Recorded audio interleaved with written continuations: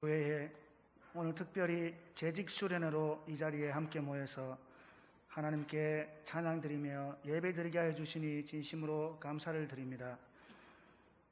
우리 언양제일교회의 재직들이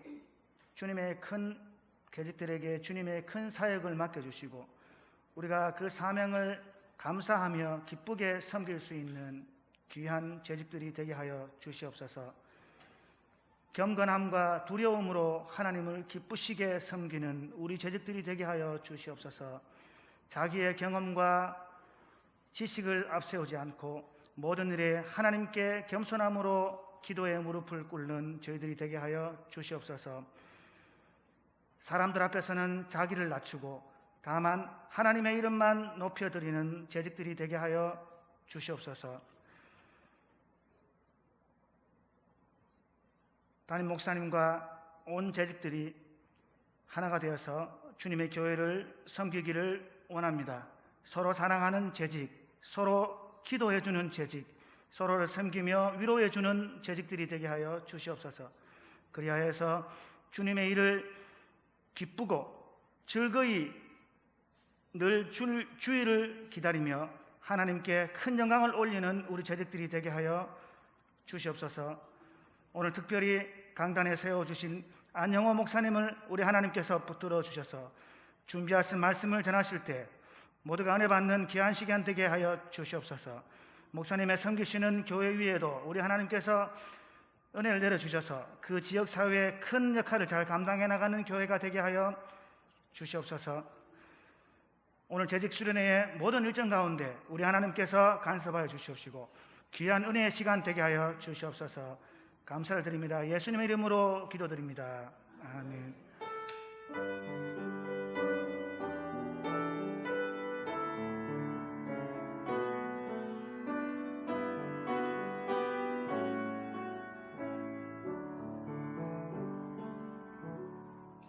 네, 신옥분 권사님 성경봉도 읽겠습니다. 찾으실 말씀은 마태복음 26장 69절에서 75절 말씀입니다. 신약 44쪽입니다. 다 찾으신 줄 알고 봉독해 드리겠습니다. 베드로가 바깥뜰에 앉았더니 한 여종이 나와 이르되 너도 갈릴리 사람 예수와 함께 있었도다 하거늘 베드로가 모든 사람 앞에서 부인하여 이르되 나는 내가 무슨 말을 하는지 알지 못하겠노라 하며 문 앞까지 나아가니 다른 여종이 그를 보고 거기 있는 사람들에게 말하되 이 사람은 나사렛 예수와 함께 있었도다 하매 베드로가 맹세하고 또 부인하여 이르되 나는 그 사람을 알지 못하노라 하더라.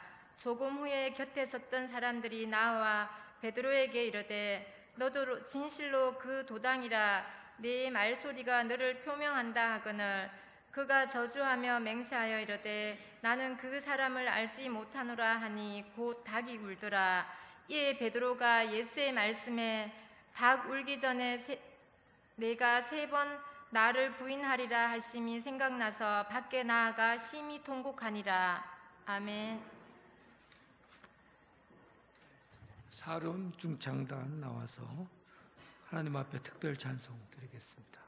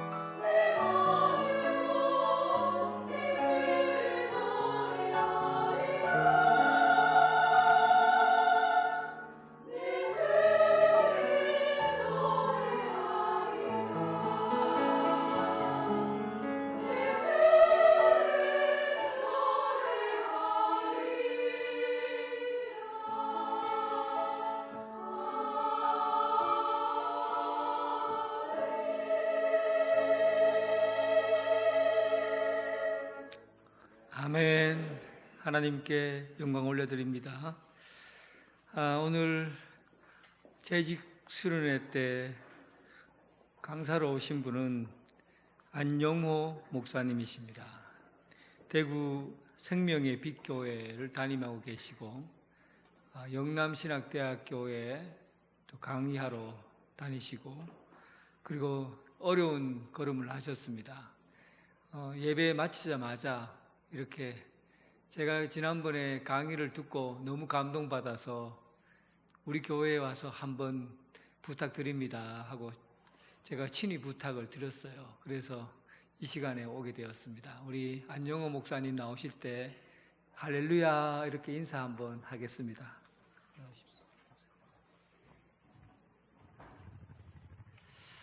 할렐루야, 반갑습니다.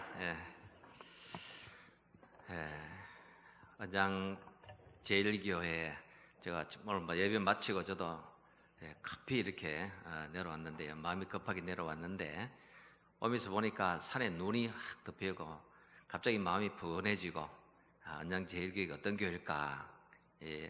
이제 길을 찾기 위해서 교회 외관만 봤는데 안에 들어보니 너무 좋습니다.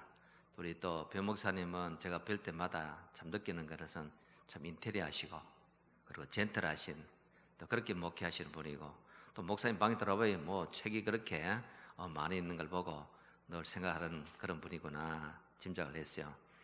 그리고 오늘 또 우리 중창단 특수하는데 저희 교회로 다 데려가고 싶습니다. 첫음이 확 나오는데 감동이 확 오더라고요. 오늘 또 귀한 찬양 감사를 드립니다. 오늘 재직 수련회인데 제가 좀 고민을 많이 했어요. 원론적인 걸 좀 말씀을 드리냐 그러면은 우리가 교회 생활을 하면서 구체적이고 실천적인 부분을 좀 말씀을 드리냐. 지난 주간에는 이제 구미에 있는 교회 가서 이렇게 좀 재직 수련회를 2시간 했는데요. 거기서 원론적인 걸 얘기하니까 장로님들이 교회 생활하는데 구체적인 것도 좀 해주세요. 그래서 가을에 한 번 더 오세요. 그러시더라고요. 그래서 우리 교회에서 필요한 게 구체적인 실천적인 것이 좀 필요하겠다. 그래서 오늘은 좀 실천적이고 구체적인 것을 좀 말씀을 드리려고 합니다. 페르시아 제국에 황제가 새롭게 이제 등극을 합니다. 그 새 황제가 그 나라에서 가장 지혜로운 사람들, 현자라고 하죠. 이런 현자 3명을 초대해서 같이 저녁 식사를 하면서 갑자기 이런 질문을 했어요. 인간에게 있어서 가장 비참한 일은 무엇입니까? 인간에게 있어서 가장 비참한 일, 그게 뭡니까? 그런 질문을 해요. 그래서 첫 번째 현자가 대답을 합니다. 황제폐하, 인간에게 있어서 가장 비참한 일은 늙어서 가난하게 되는 것입니다. 그리고 어찌 그러냐? 젊어서 가난하게 되는 것은 다시 기회가 있지만 늙어서 가난하게 되는 것은 다시 기회가 없기 때문에 가난이라는 것은 비참한 일입니다. 그렇게 얘기를 해요. 이제 두 번째 현자가 또 얘기를 합니다. 인간에게 있어서 가장 비참한 일은 몸에 병이 드는 것입니다. 그럼 왜 그러냐? 그게 왜 비참이냐? 병이 들면은 산의 진미가 아무 소용이 없고 천하비경도 아무 소용이 없죠. 우리 코로나들 한 번씩 알아보셨죠, 그죠? 코로나만 걸려도 감기만 걸려도 모든 음식이 아무 맛이 똑같아요. 짠 것도 싱거운 것도 모르겠고 뭐가 맛있는 건지. 산의 진미가 있다 한들 몸에 병이 들면 그 맛이고 먹고 싶은 것도 없고 그래 됩니다. 천하비경인들 한들 거기 놀러 갈 마음이 생깁니까? 어디 가보겠다 하는 신나는 마음이 일어납니까? 여러분 아다시피 건강을 잃으면 건강만 잃는 게 아니에요. 그와 더불어서 많은 것을 다 잃어버리게 됩니다. 그래서 건강을 잃어버리면 모든 것을 다 잃는 것과 같거든요. 그래서 인간에게 비참한 일은 몸에 병이 드는 거다. 근데 세 번째가 이제 이 말을 합니다. 자, 세 번째 현재가 인간에게 가장 비참한 일은 선한 일이라고는 하나 한 것 없이 임종을 맞이하는 것입니다. 왜 그렇습니까? 다시 기회가 없어요. 선한 일이란 뭐냐? 사명적인 일입니다. 임종을 맞이하는 순간에 돌아보니까 나 하나 잘 살겠다고, 나 하나 잘 먹겠다고, 선한 일, 의로운 일, 유익한 일 하나는 없이 욕심부리다가 인간이 끝이 났단 말입니다. 이 선한 일이라고 해서 꼭 뭐 자선 이걸 상상하시면 안 되고요. 내게 주어진 일을 내가 잘 감당했느냐, 내가 해야 할 일을 했느냐. 다시 말씀드리면 아버지로서, 어머니로서, 자식으로서, 또 이 사회의 직장인으로서 자기 책임 다하고 자기 사명 잘했냐, 교회로 말하면 직분을 잘 지켰냐, 바로 이 뜻입니다. 그래서 첫 번째 가난의 문제는 경제 문제죠. 몸에 병이 드는 것은 건강의 문제죠. 선한 일이라는 것은 사명의 문제예요. 그런데 가난도 바뀔 수가 있고 건강도 바뀔 수 있지만 지나간 사명은 다시 돌아가 살 수 없어요. 왜? 이거는 시간과 관계되기 때문에. 어떤 경우든지 시간은 돌이킬 수도 없고 다시 가지고 와서 새롭게 뭐를 할 수가 없어요. 돈도 건강도 되찾을 수는 있지만은 시간만큼은 결코 되찾을 수가 없거든요. 그래서 주어진 그 시간 안에 우리가 최선의 일을 다 해야 되는 거예요. 여러분, 제일 나쁜 게 뭔지 아십니까? 이름뿐인 그리스도인입니다. 제가 교회에서 7년을 지나고 안식년을 1년 맞았어요. 그리고 캐나다에 가서 1년을 지냈습니다. 캐나다의 유명한 토론토에 있는 교회가 People's Church라는 교회가 있습니다. 그 교회 담임 목사님이 지금은 은퇴를 하셨죠. 오스왈드 스미스라는 목사님인데, 이 목사님이 단일 교회로서는 전 세계에 가장 많은 선교사를 보내는 교회. 그 교회에 들어가면 표가 이래요. 가라. 가지 못하겠거든 보내라.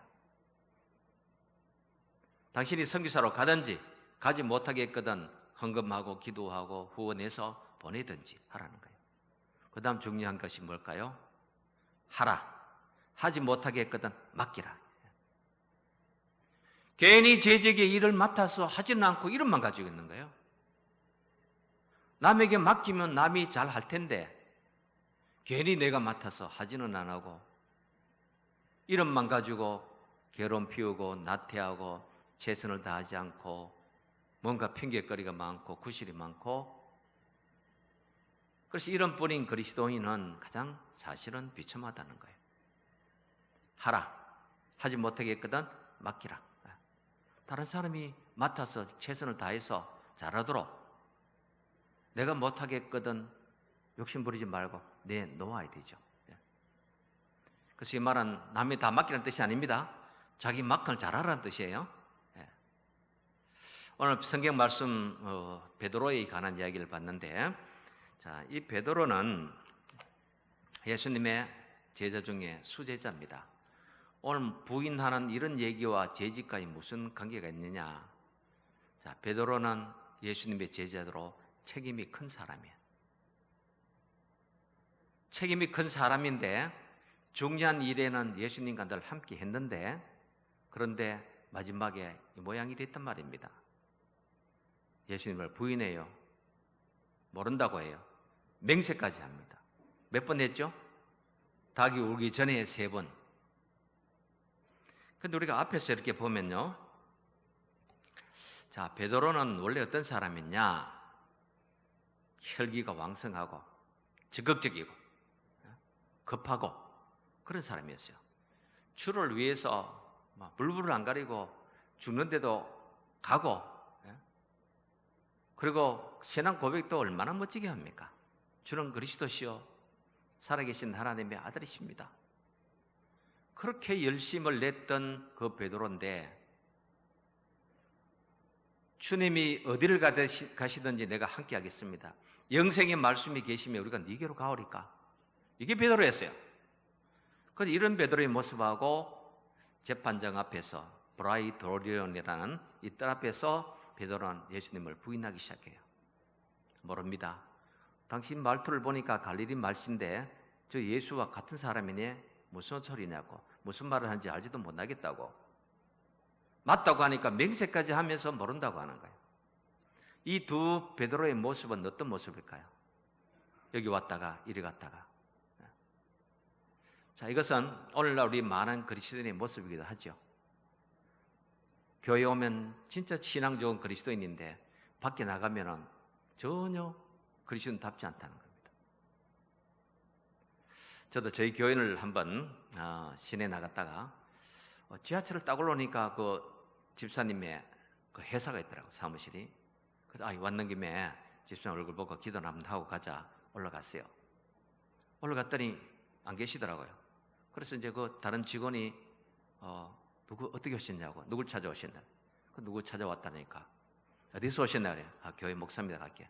첫 마디가 뭔지 알아요? 그 사람 교회 다닙니까? 이러더라고요. 그 사람 교회 다닙니까? 그래. 그렇게 교회를 오래 다녔는데도 교인이라는 표시를 안 냈던 거예요. 이게 뭐죠? 익명의 그리스도인, 이름만 그리스도인. 여러분, 오늘날은 혼탁해지고 영적으로, 신앙적으로, 교회적으로 많은 것이 무너지고 있는, 성정체성부터 시작해서 요즘 뭐 사람의 인격은 어디 가고 없고 동물들의 인격이 더 크게 보여요. 저도 우리 교인의 여동생이 목사님, 우리 뽀삐가 죽었는데 천국 갑니까 안 갑니까? 그리고 죽어서 어떻게 했나 하니까 낙골당에 갖다 모셔놓고 한 달에 한 번씩 가서 꽃다발을 갖다 모치건대요. 그리고 엄마인들은 얼마나 자주 갑니까? 할게 몇 년 동안 못 가봤대요. 강아지인들은 그렇게 한 달에 한 번씩 가면서, 그게 나쁘다는 게 아니고 중심이 옮겨갔다는 뜻입니다. 이런 시대에 우리 그리스도인은요, 분명하게 선명한 그리스도인으로 살아야 되는 거예요.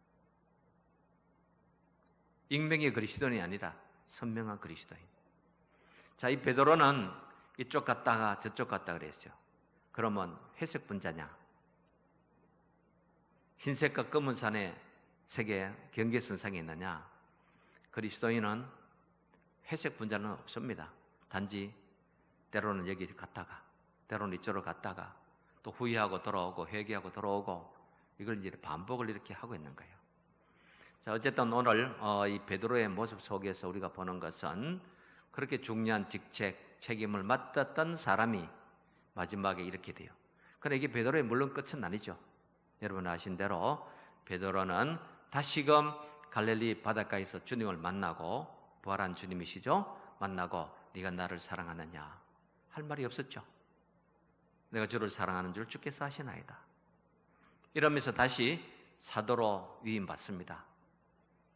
그래서 베드로가 사도로서 수권 위임을 받고, 그때부터는 이제 진짜 그리스도의 사도로서 복음을 전하고 나머지 여생을 이렇게 살게 돼요.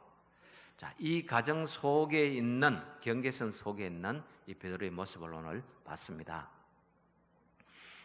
제가 좋아하는 문학가 중에 한 분이요, 니코스 카잔차키스라는 분이 있어요. 여기 있는데, 이분의 책에 이런 얘기가 나와요. 라다스라는 영감이 있어요. 라다스 영감. 자기밖에 모르고 고집불통이고 인색하고 뭔가를 남에게 이렇게 주었으면 이자를 더 많이 받아먹고 아주 옹색하고 인색하고 고집스러운 그런 노인입니다. 하루 저녁에는 꿈을 꿨는데 너무 생생해요. 자기가 어느 산 사이에 서 있는데 오른쪽에도 보니 큰 산이 하나 있고 왼쪽에도 보니 큰 산이 하나 있어요. 그 가운데 딱 서 있는데 누가 뭐라고 하지 않고 표지판이 하나도 없는데 자기가 심판 자리에 서 있다는 걸 알게 돼요. 딱 자기가 서 있는데 그게 심판받는 자리야. 그렇게 산이 오른쪽에 큰 것이 하나 있고 왼쪽에도 하나 있어. 그래서 자기도 모르게 묻습니다. 주님, 이게 뭡니까? 왜 내가 양쪽 산 사이에 서 있습니까? 이리 물어요. 그런데 기가 막힌 말씀이 들려오는 거예요. 오른쪽 산은 네가 평생 먹어치운 음식물의 산이니라. 이래 보니 내가 먹은 평생의 음식물이 얼마나 많은지 여러분도 한번 생각해 보세요. 내가 얼마나 먹었을까? 얼마나 마셨을까? 음식물의 산이 끝이 안 볼 정도로 큰 산이 있는 거예요. 그러면 이쪽은 뭡니까? 네가 배설한 오물이다. 아니 내가 얼마나 많은 오물을 먹은 것만큼 배출했잖아요. 그때에 하나님이 뭐라고 하시지도 않는데 자기 자신이 다 깨달아지고 땅을 보면서 통곡하는 게 뭐냐? 나는 오물 제조기구나. 이쪽에 이렇게 많은 음식을 먹고 이렇게 많은 쓰레기를 만들어내는 오물 제조기로 내가 살았구나. 크게 자각을 합니다. 내가 평생에 사는 것이 먹고 싸고 오물을 만들어내는 오물 제조기로 이렇게 살아왔구나. 정신을 차리고 깨보니 꿈이에요. 얼마나 다행스러운지. 그래서 바로 나가서 창고 고깔 문을 열고 곡식을 나눠주기 시작해요. 가져가라고. 어떤 일이 일어났을까요? 사람들이 와서 고맙다고 가져갔을까요? 저놈의 영감쟁이가 또 무슨 짓을 하려고 다 가져가라 하냐? 이걸 왜 느닷없이 아침에 일어나서 다 가져가라고 하냐? 못 믿겠다. 그런 일이 있는 겁니다. 여러분, 우리가 어떻게 사느냐 정말 소중한 일이죠. 그리고 뭔가를 한번 상실하면 회복하는데 굉장한 시간이 든다는 거예요.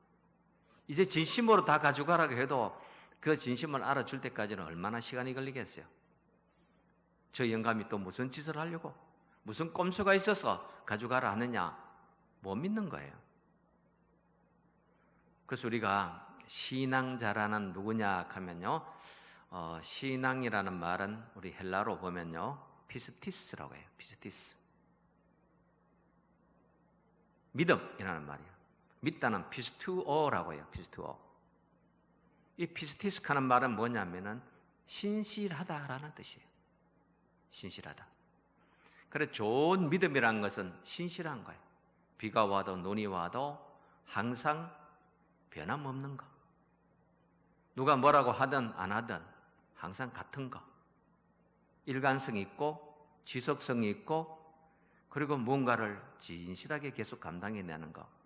그래 재직이라는 것은 바로 이거예요. 제가 부목사 때요 참 오랫동안 가슴 아팠던 일이 있었어요. 우리 장로님 한 분 때문에. 장로님 한 분이 관리부장을 하셨어요. 그런데 교회에서 새로 산을 샀습니다. 거기에 대해 이제 교회 묘지를 하고 수양관도 하고 하려고 샀습니다.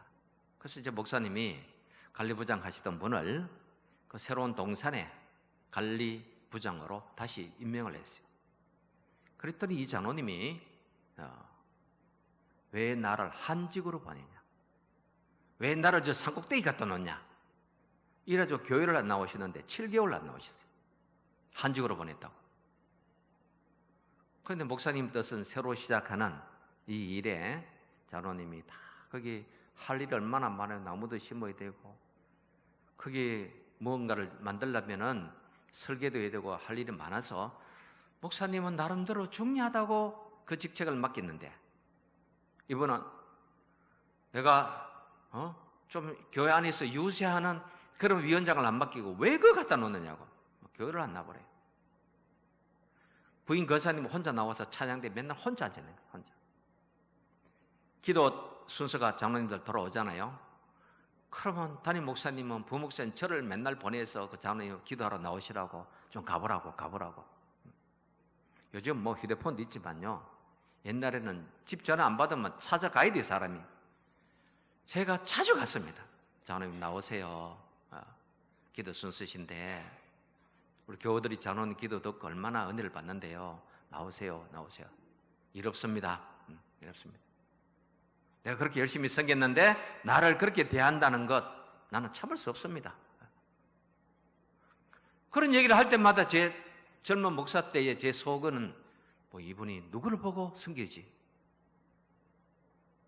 뭐 때문에 이런 일을 맡아서 무슨 유세나 건세나 자랑을 하려고 하느냐? 하나님 앞에 하는 건데. 그래서 갑자기 그분이 탁 작아 보이고 초라해 보이고 낮아 보이더라고요. 그러기를 7개월 하셨어요.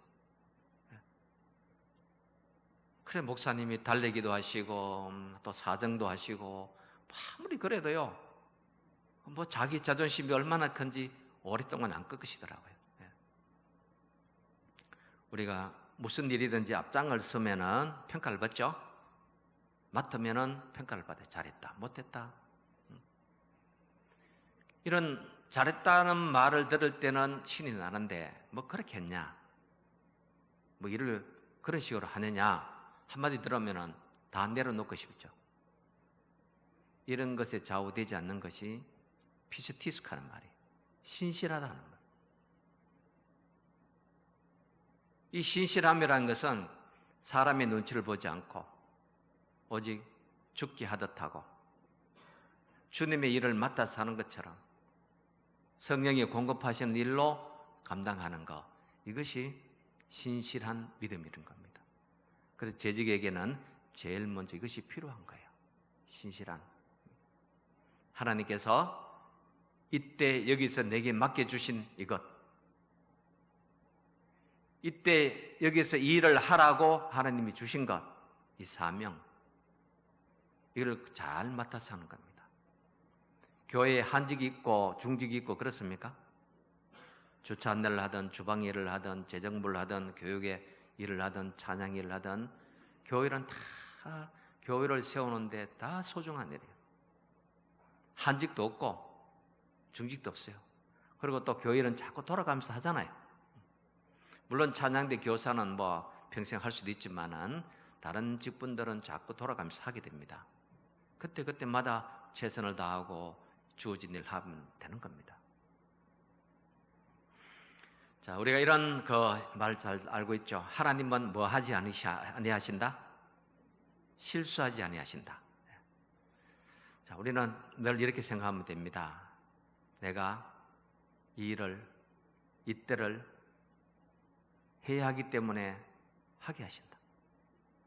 거쳐가야 하기 때문에 거쳐가게 하신다.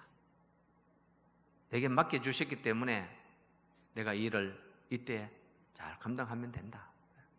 그래서 모든 일은 누가 맡기느냐? 담임 목사가 맡긴 것이 아니고 하나님이 그때 그 일을 내게 주신 거예요. 그래서 우리 언양제일교회 모든 재직들은 지금 금년도 맡은 일이 하나님이 내게 맡겨주신 일인 줄로 믿으시길 바랍니다. 그리고 충성 잘 하시기를 바랍니다. 아멘도 안 하시네요. 우리가 교회 일을 맡아 한다는 거, 이거 얼마나 아름다운 일입니까?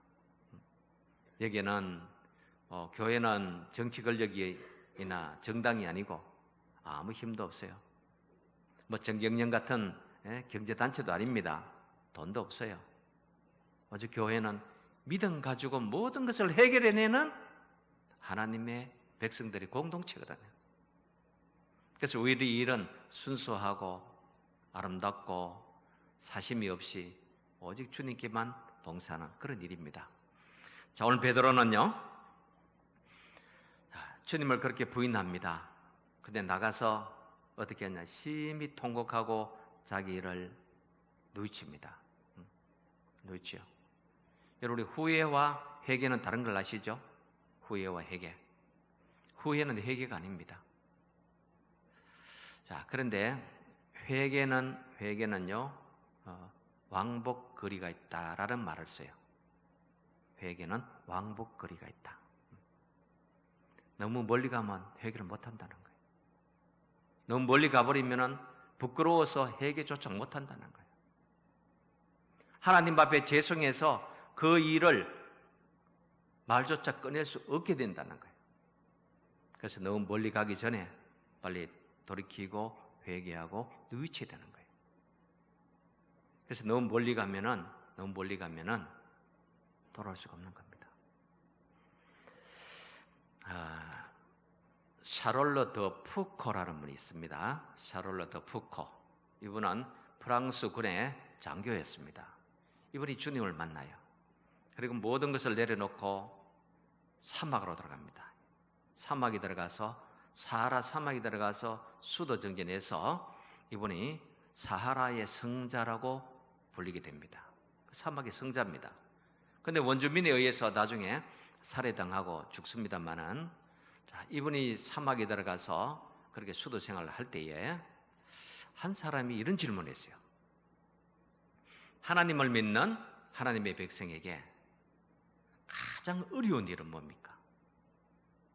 하나님을 믿는 하나님의 백성에게 가장 어려운 일, 여러분 어떻게 생각합니까? 뭐가 제일 어렵죠? 뭐가 제일 어렵습니까? 하나님을 믿는 하나님의 백성에게 가장 어려운 일. 이 질문을 받고 샤롤드 푸커는 이렇게 얘기해요. 하나님을 믿는 하나님의 백성에게 가장 어려운 일은 하나님을 믿는 일이다. 믿는 일이다. 자, 우리 피아노를 치시는데요. 피아니스트에게 물어보면 피아노가 제일 어려워요. 골프 선수에게 물어보면 골프 치는 게 제일 어려워. 야구 선수는 어떻습니까? 야구가 제일 어려워. 지가 선수인데도 타율이 안 올라가요. 야구가 제일 어려워. 그런 거예요. 우리가 제대로 믿는다는 게 얼마나 힘들고 어려운 일일까요? 하나님의 백성이 하나님을 제대로 믿는다는 건 쉬운 일이 아니에요. 그러나 어렵지만 여기에는 뭐가 있느냐? 기쁨이 있고 감동이 있고 큰 은혜가 있는 거예요. 왜? 이 일은 성령이 도우시는 일이고 감동하시는 일이고 성령이 이끄시는 일이고 모든 것이 협력하여 선을 이루시는 이 일이기 때문에 힘들고 고달프고 죽을 지경은 아니라는 거예요. 그래서 우리가 제대로 믿는 것, 제대로 섬기는 것, 사명을 잘 감당하는 것, 이거가 얼마나 소중하고 중요한 일인지 모른다는 겁니다. 자, 이제 좀 중요한 실천적인 그런 면들을 좀 보도록 하겠습니다. 우리 좀 비춰주시죠.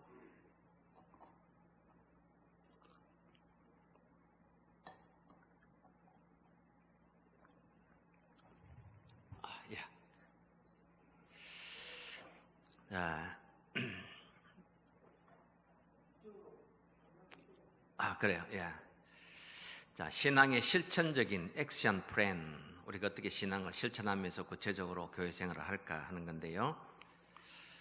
자, 교회는 어떤 곳인가부터 조금 살펴보겠습니다.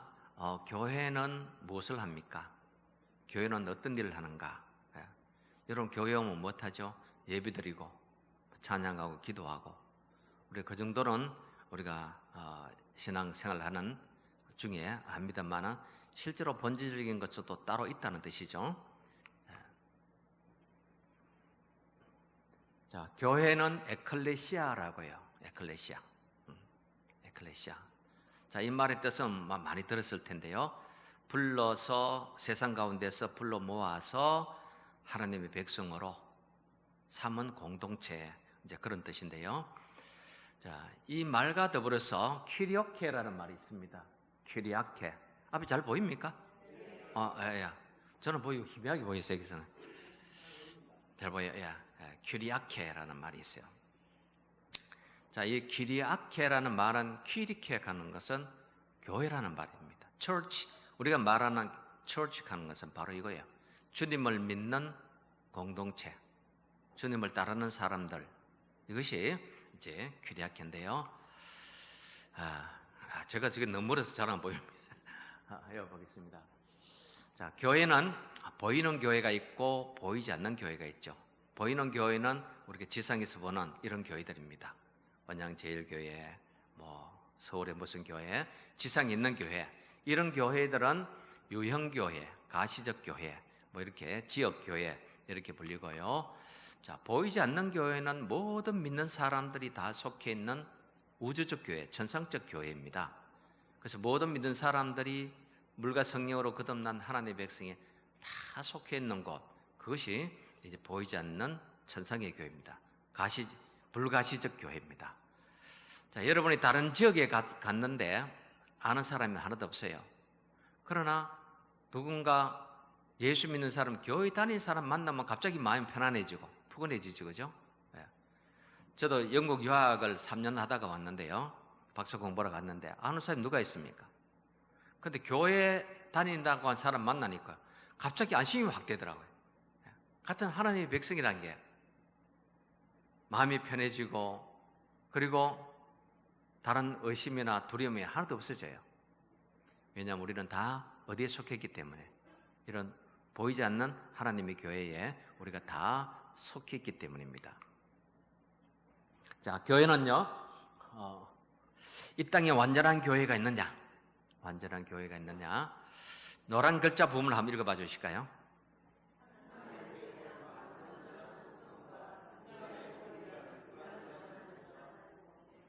자, 완전한 교회가 있느냐? 이 땅에 완전한 교회는 없습니다.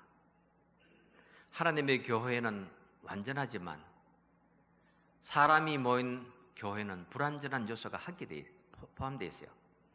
그래서 거룩한 하나님의 교회라는 완전한 속성, 인간의 공동체라는 불완전한 요소가 함께 합해져 있어요.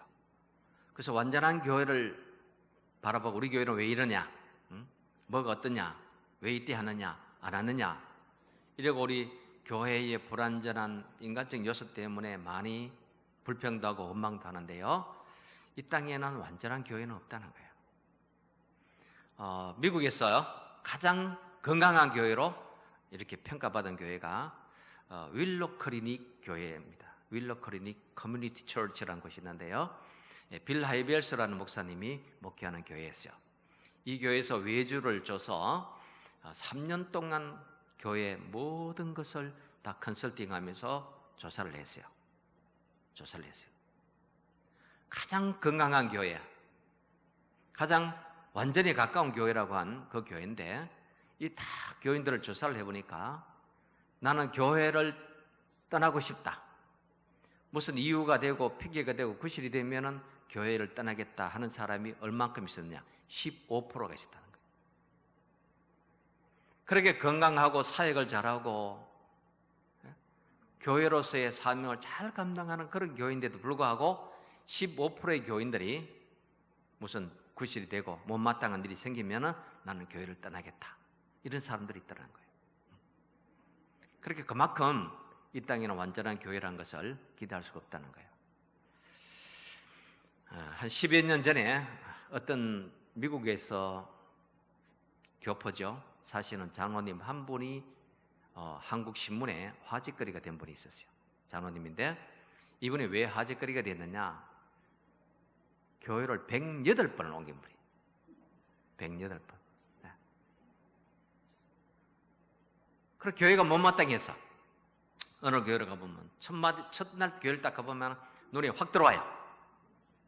이 교회에 뭐 조명이 어둡고 창문에는 때가 꼬질꼬질하고 교인들은 표정이 어떻고 부터 시작해가지고 찬양대가 왜 저런 모양이야? 그래서 또 한 주, 두 주 다니다가 또 딴 교회를 가고 그래서 잠깐만 108개 교회를 옮겨 다녔다는 거예요. 그런데 재밌는 건 뭔지 아십니까? 그분 돌아가시고 장례식 해줄 교회가 108개 가운데 아무 교회도 없더라는 거예요. 그렇게 완전한 교회를 찾아서 이렇게 다니셨던 그런 분인데 완전한 교회는 없다는 겁니다. 자, 교회는 하늘에 속해서 절대적이지만은 땅에 속해 있기 때문에 상대적입니다. 그래서 완전한 교회는 없고요. 인간이 모인 공동체는 늘 불완전 요소를 띠고 있습니다.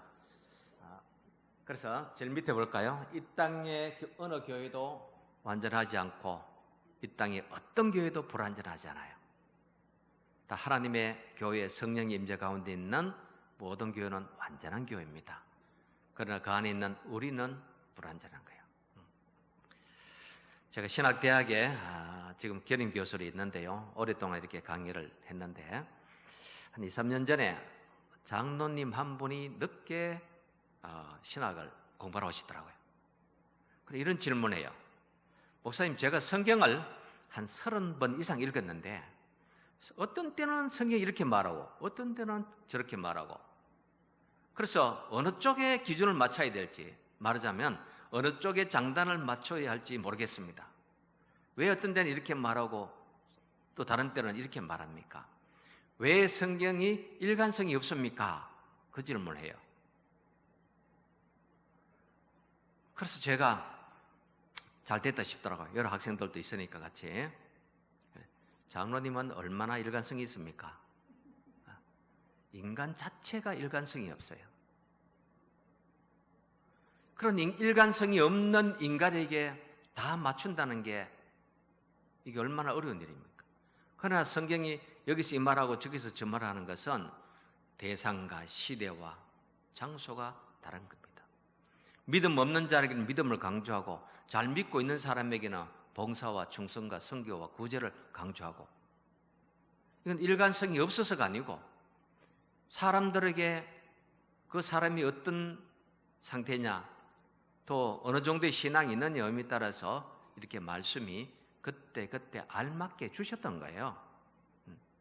근데 우리는 나 자신은 어떤 일관성도 없으면서 교회의 일관성, 왜 이렇게 하냐 저렇게 하냐 왜 틀렸냐 그러거든요. 어떤 데는 변했다고 불평하고 변하지 않는다고도 불평하고, 이제 이런 인간 자체의 모습이 있기 때문에 여러분 교회도 완전한 교회, 요 옆에 교회 갈까 저 뒤에 교회 갈까, 내 자신이 일관성이 없고 불안하다는 걸 먼저 인지하고, 그리고 교회는 바로 이런 특성을 지니고 있다 이해하시면 되겠습니다. 자, 그 다음요. 자, 추수 때까지 예수님이 곡식과 가라지를 그냥 두라 하셨죠. 그래서 우리가 땅에서 모든 불완전한 요소들, 불리함난 것들을 다 그냥 두고 계시는 거예요. 자, 여러분이 출애굽기 4장부터 14장까지 읽어보시면 굉장히 헷갈리는 내용이 나와요. 그게 뭐냐 그러면은, 자, 모세가 바로 왕에게 가서 내 백성을 보내라. 내가 그 백성을 데리고 광야로 가서 하나님을 예배하겠다 그래요. 근데 성경에 보면은 바로 왕이 강팍하게 하여 이런 말이 나와요. 근데 이 말은 별 부담이 없는데 무슨 말이 부담스러웠냐 하면은 하나님이 바로를 강팍하게 하심으로 이렇게 나와요. 하나님이 바로를 강팍하게 하심으로, 바로가 강팍하여 가라 했다고 보내지 않고 오케이 해놓고 또 거절하고 이걸 계속하는 거예요. 그러면 하나님이 강팍하게 하셨다고 할 때는 바로왕의 책임이 있습니까 없습니까? 아무 책임도 없어. 이건 하나님이 그렇게 만들어 놓으신 건데 왜 내가 책임져? 그럼 우리가 성경 읽을 때도 이것 때문에 헷갈리는 거예요. 이런 게 몇 번 나왔냐? 하나님이 바로를 강팍하게 하셨다는 것이 10번 나와요. 똑같이 바로가 스스로 완악함으로 강팍함으로 하는 것도 10번 나와요. 그래서 하나님이 강팍하게도 하시고 바로가 스스로 강팍하기도 하고. 자, 그런데 모세는 하나님이 강팍하게 하신 줄도 모르고 바로가 스스로 강팍한 줄로 알고 계속 가는 거예요. 이것을 우리가 모세의 딜레마라고 해요. 모세는 어떻게 해야 됩니까? 하나님이 가서 바로왕에게 가서 일러라. 가서 몇 번 갑니까? 재앙이 몇 번 있었죠? 10재앙이 있었죠. 이 10재앙 가운데 10번 하나님이 강팍하게 하셨고 10번 바로 스스로가 강팍하게 했어요. 모세가 10번이나 가서 기적을 일으킵니다. 피가 되고 개구리가 되고 흑암이 일고 메뚜기가 일어나고 여러 가지 재앙이 일어나고 장자들이 죽는 일까지 생깁니다. 자, 이런 가운데 모세는 계속 가는 거예요. 그래서 하나님 말씀을 계속 전해요. 근데 완악하게 하셨으므로 안 되고 완악히 해서 안 되고, 그럼 바로 왕은 모세는 중단하고 그만둬야 되겠습니까? 여기에 무슨 뜻이냐면요, 우리를 헷갈리게 하고 어느 것에 장단을 맞추고 누가 책임져야 되느냐 이걸 물으시는 것이 아니고 모순과 불합리한 가운데 일하시는 하나님의 모습을 보여준 거예요. 다시 말씀드리면은 10가지 재앙을 통해서 10번 하나님이 함께 하시는 것을 경험했고 10가지 재앙 가운데 10번의 은혜를 체험하게 된 거예요. 이것이 뭘까요? 경험적 은혜라고 하는 거예요. 경험적 은혜. 자, 하나님은 바람을 불기도 하십니다. 그리고 한쪽에서는 바람을 또 막으시기도 하는 거예요. 바람을 불기도 하셨고 막으시기도 하고 햇빛을 내리쬐기도 하시고 그림자도 주시고 되기도 하시고 한쪽에는 안 되기도 하시고 비가 오기도 하셨는데 우산 쓰고 비를 안 맞게도 하시고 어느 게 진짜입니까? 이건 불합리와 모순 가운데 일하신 하나님의 모습을 우리에게 체험시키는 거예요. 자, 또 하나 헷갈리는 것이 뭐냐면은 아브라함이 이삭을 늦은 나이에 얻었는데 이삭이 한 17살 정도 될 때입니다. 그럼 아브라함은 117세는 나이가 많을 때쯤 됐어요. 이삭의 나이에 대해서는 몇 살 왔다 갔다 하기도 합니다만은 아무튼 청년에 건장할 때인데 갑자기 하나님이 아브라함아, 너 아들 독자 이삭을 바치라 그래요. 여기서 물어봅니다. 하나님께서 아브라함이 이삭을 바칠 줄 알았겠습니까? 몰랐겠습니까?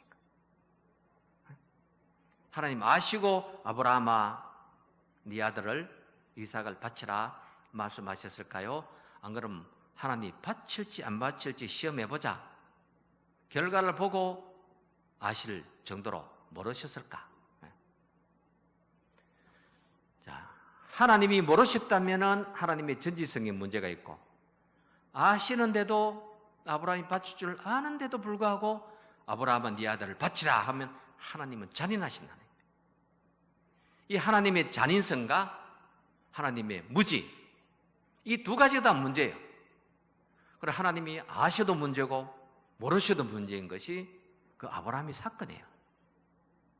그런데 왜 하나님은 아브라함으로 하여금 네 아들을 바쳐라 그럴까요? 근데 아브라함은 그 말씀에 순종하죠. 순종해서 지체하지 아니하고 바로 갑니다. 그래서 아브라함을 통해서 순종이라는 것은 미루면 안 되고 지체 없이 해야 되고 또 순종은 부분적으로 한 것은 순종이 아니죠. 전적 순종이 되고 그래서 아브라함은 즉각적이고 전적인 순종을 합니다. 그래서 모리아산에 올라가서 그 아들을 제단 위에 올려놔요. 기가 막힌 것은 그 아들이 고분고분 말을 들어요. 결박하니까 묻고 늙은 아버지를 밀어제치면은 뒤로 휘떡 나잡아질 건데 이삭이 조용히 어린 양처럼 묶여서 결박당했습니다. 그래서 아브라함이 그 이삭을 제물로 드리기 위해서 칼을 들고 이렇게 내리치는데 렘브란트의 그림에 보면은요, 자, 칼을 이렇게 잡을 수도 있고 이렇게 잡을 수도 있습니다. 아브라함이 이렇게 잡으세요. 단호하게 하나님의 말씀이니까 그대로 확 내리치는, 그래서 천사가 다급해서 그 손을 확 움켜잡는 그런 그림을 그려놨어요.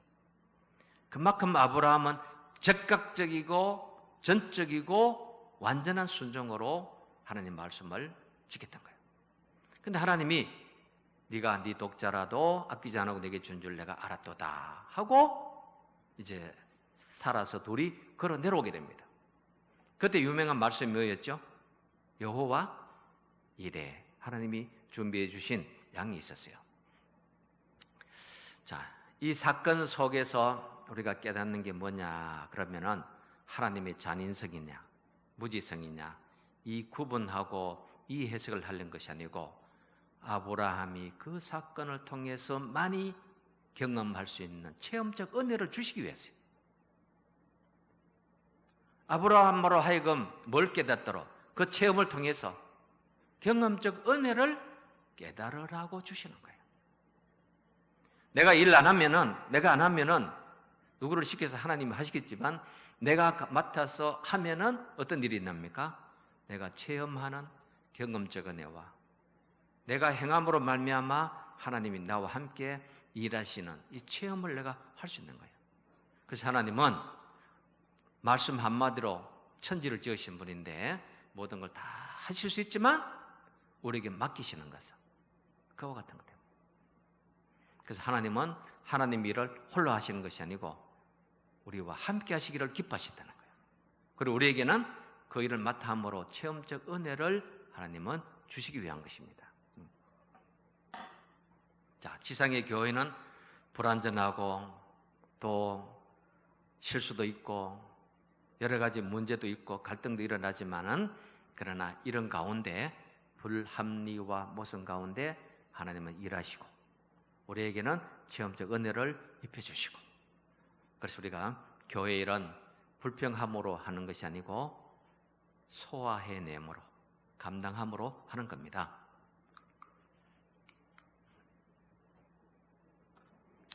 자, 유명한 빌리그램 목사님이요 이런 말을 했습니다. 우리가 완전한 교회를 발견하고 그 교회에 속하는 순간 교회는 이미 완전한 교회가 아니다. 완전한 교회를 발견하고 내가 그 교회에 가는 순간 그 교회는 완전하지 않다. 왜? 불완전한 내가 가기 때문에. 그래서요. 자, 교회가 완전한 사람만 골라가지고 등록을 받는다면 그때부터 교회는 교회가 아니죠. 교회는 죄인도 와야 되고 아픈 자도 와야 되고 소외되고 여러 가지 고통과 아픔을 가지고 이런 사람들이 와야 되거든요. 예. 이번에 코로나가 3년 전에 있었죠. 그리고 우리 한국 교회는 코로나 시작되니까 거의 교회들이 문을 다 닫았습니다. 우리 배목사님 교회는 어땠습니까? 코로나 초기에 영상 예배를 드리죠. 예. 자, 영상 예배를 드리고 그래도 뭐 규모가 있는 교회들은 영상 장비가 있고 송출을 할 수가 있는데 개척교회 20, 30명 되는 작은 교회 목사님 혼자 하는데 영상 올릴지도 모르고 인터넷을 활용할 줄도 제대로 모르고 그 대구도 제 주변에도요 작은 교회 목사님들은 어떻게 했느냐 A4 용지에다가 예배 순서 만들고 설교문을 만들어가지고 목사님이 돌아다니면서 교인들 가정에 순서지를 나눠줬어요. 이렇게 해서라도 주일 예배 지키세요. 뭐 영상 예배, 비대면 예배 하는 교회들은 멋지게 해요. 얼마나 잘 만드는지 서울 큰 교회들은요 그 영상 디자이너들이 얼마나 성경 구절도 잘 따듬어서 잘 보이게 잘하는데 작은 교회들은 제대로 할 수가 없었어요. 근데 미국 교회는 어땠냐? 미국 교회는 그 코로나 와중에 문을 닫지 않았어요. 한국 교회는 정부에서 문 닫아라. 방역 당국의 지침 다 따랐어요. 나중에는 30% 모이세요. 40% 모이세요. 그런 지침까지도 다 했는데 어느 누구도 교회는 예배를 드리는 예배 공동체고 예배를 지키기 위해서 세워진 것이 교회인데 우리는 어떤 일이 있어도 예배 드려야 됩니다 하고 나서는 것이 없었어요.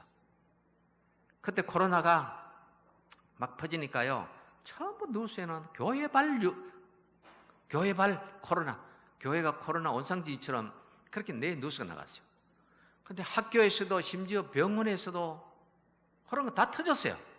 근데 유독 교회만이 이 모여가지고 코로나를 일으킨다 밥을 해먹어서 어떻다 얼마나 많은 비난을 그때 우리가 당했습니까? 자, 다른 여러 곳에서 많이 나니까 이제 교회발하는 말은 어느 순간에 사라졌는데요. 자, 미국은 이랬습니다. 그레이스 커뮤니티 처치라는 교회가 있는데요.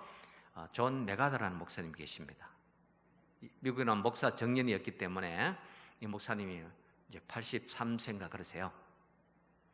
그런데도 건강하게 목회를 하세요. 자, 캘리포니아 주 정부에서 교회 문 닫아라. 그러니까 이 목사님은 교회 문 못 닫겠다. 안 닫으면은 벌금을 때린다. 그래서 매주 벌금을 물어가면서 이 교회는 예배를 드렸어요. 그리고 대법원에다가 연방 대법원에다가 소송을 제기했어요. 주 정부에서도 이 교회를 방역 지침을 위반했다고 고소를 했어요. 서로 고소를 했어요. 누가 이겼느냐? 교회가 이겼습니다. 이게 이유는 뭐냐? 코로나가 만연하고 옛날에 독감 있고 페스트가 있고 흑사병이 온 세상을 뒤덮을 때 그때 가장 큰 일을 하고 죽음을 무릅쓰고 사람들을 구원하고 위로해 준 것이 교회였다. 오늘날 코로나로 인해서 많은 사람이 죽고 슬픔을 당하고 가족을 잃어서 고통스러워하는 그런 사람들에게 가장 필요한 것은 교회이다. 코로나가 더 만연하고 더 많은 사람이 고통을 당할수록 교회는 그들을 위해서 더 필요하고 더 기도를 하고, 그런 가슴 아픈 사람들이 어디 가서 누구에게 위로를 받을 수 있느냐? 교회에 와서 기도하고 하나님 앞에 위로를 받아야 할 것이 교회다. 그러니 교회를 문 닫는 것은 제2차, 3차 아픔과 고통을 주는 거다. 그래서 교회가 문을 닫으라는 명령에서 이겨서 미국 모든 교회들이 문을 다 열게 됐어요. 그런 용기 있는 목사님 한 분 때문에 미국 교회는 문을 닫지 않았어요. 그래서 저도 그때에 이제 큰 교회, 서울의 큰 교회들, 세계 최대 10대 교회가 한국에 있잖아요. 큰 교회들 노회장 또 총회장 목사님 분에게, 자, 미국에 이런 경우가 있습니다.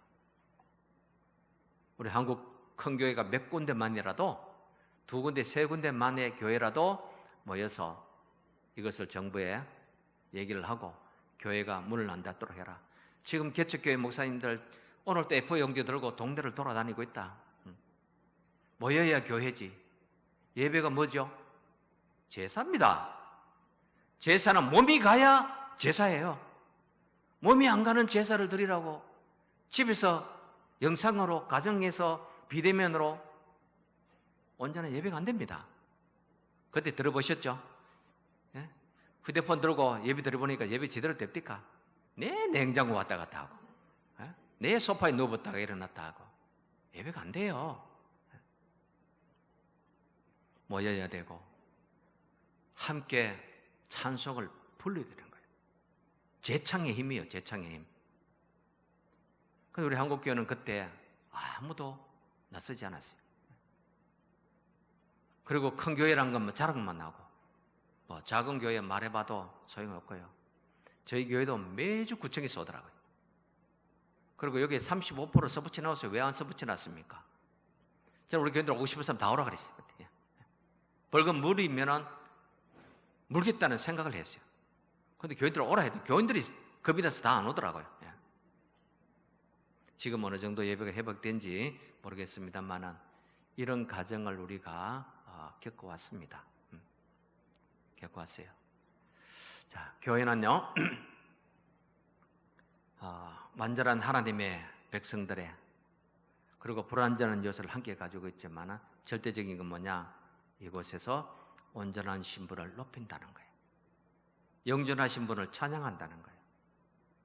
우리 생명의 주인 되신 예수 그리스도, 그분에게 우리가 나아가는 것이라는 겁니다. 그래서 여러분이 섬기는 교회에 충성하고 봉사하는 데에 주저하지 마시라는 거예요. 자, 우리 같은 불완전한 인간을 수용하기 때문에 교회다, 렘브란트에. 자, 그러나 교회는 항상 무엇을 띠고 있느냐? 불안정성을 극복해 나가기 위해서 기도하고 노력해야 된다. 자, 불완전한 것이 있지만은 그대로 막 있으니까 그래 됐다 이러고만 가지 말고 이것을 극복하고 회복하기 위해서 노력하는 것은 또 계속 해야 된다는 겁니다. 우리 조금 쉬었다 가겠습니다.